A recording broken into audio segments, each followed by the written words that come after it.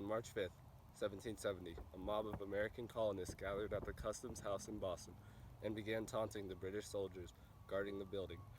They were protesting the occupation of their city by British troops who had been sent there to enforce unpopular tax measures passed by the British Parliament, taxation without representation. This turned into a situation where the soldiers fired on the colonists, killing 5. We are sitting down with Police Officer George Carranza with the Reno Police Department, and he is going to tell a little about himself and answer a few questions. Today we are seeing unprecedented attacks on police officers. As it was with the Boston Massacre, do you think the attacks are because of the general public's unhappiness with government policies? Because I am on the police, because I am a police officer, I view this as, but also as a minority, since I'm Hispanic, I also see the public's concern. But as a police officer, I also see where they're wrong. I do tell about. I understand why they're unhappy, but what they also fail to recognize is that we are just. I mean, we're just like these people. We're part of the public as well. Do you think that certain groups in this country feel that they are not represented and that policies towards them are unfair?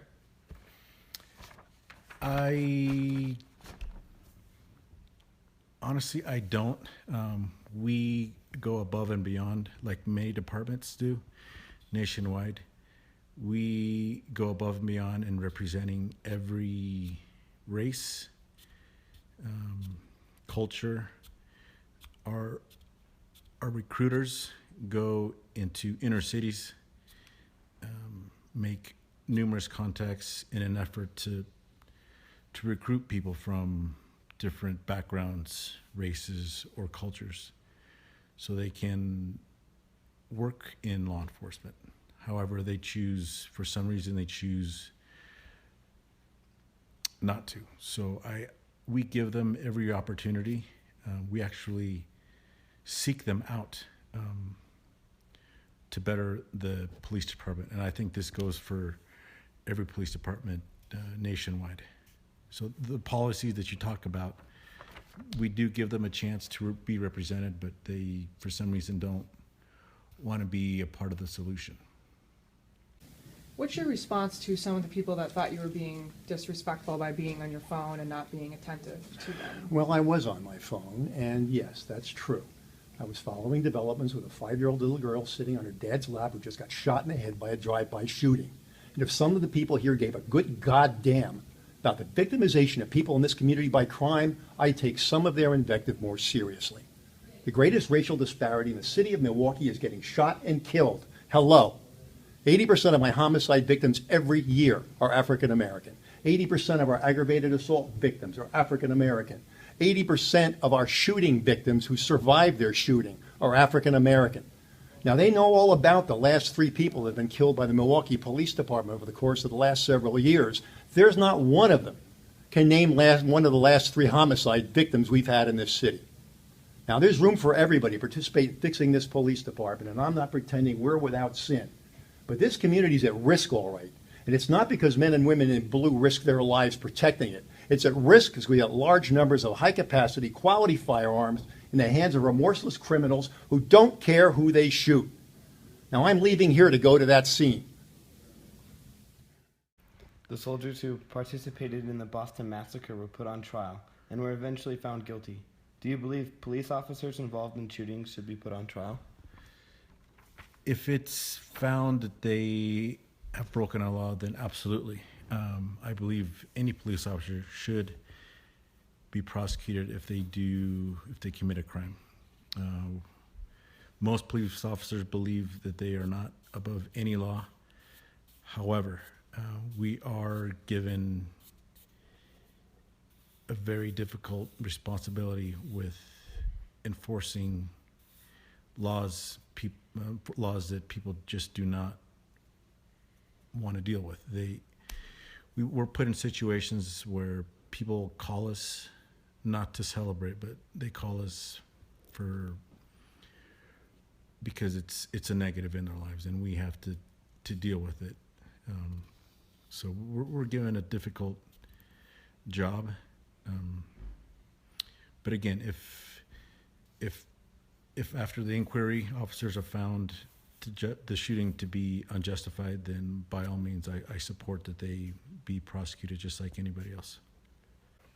Do you believe the riots and protests are valid? Some protests, when you say riots and protests, riots are when the protests cross the line. Some of the protests that are First Amendment free speech and stay that way are, I believe, they're good. Their concerns and voices are heard. However, those protests are often turned to riots. And take, for instance, the Black Lives Matter. All these protesters often turn to rioting and looting. What most people don't know is that they riot and loot other black owners and black businesses. So they steal from their own Black Lives Matter people. So when they say they're upset about the police and shootings, but then they victimize their own people. And then they try to blame it on police officers, whereas, and this is another fact that people don't know, when they protest, we stand in line. We stand in between the protesters and there's also a section of people that want to interrupt or confront the protesters, which most people don't know. We stand in between them so the Black Lives Matter people can protest. So I think some are valid, but when they start doing riots and victimizing their own, that takes away from their message. Do you believe the recent riots and protests are going to form better policies? I don't, because most of the protests that you see turn violent, and that just it basically erases their message of what they're trying to do. When they victimize their own, when they want equality and policies, but yet they can't help but break a window and steal liquor or a flat, a TV or shoes from black store owners, and that, to me, that makes it invalid. Paul Revere made an engraving of the incident depicting the British soldiers lining up like an organized army to suppress an idealized representation of the colonist uprising. Copies of the engraving were distributed throughout the colonies and helped reinforce negative American sentiments about British rule. How do you think the media and social media today is used to sway public opinion?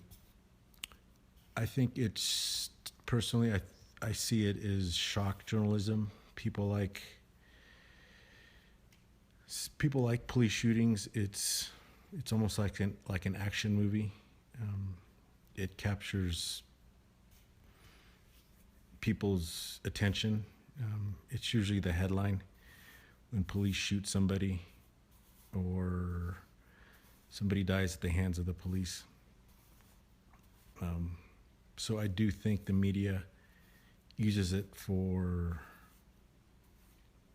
ratings because it's a hot topic right now.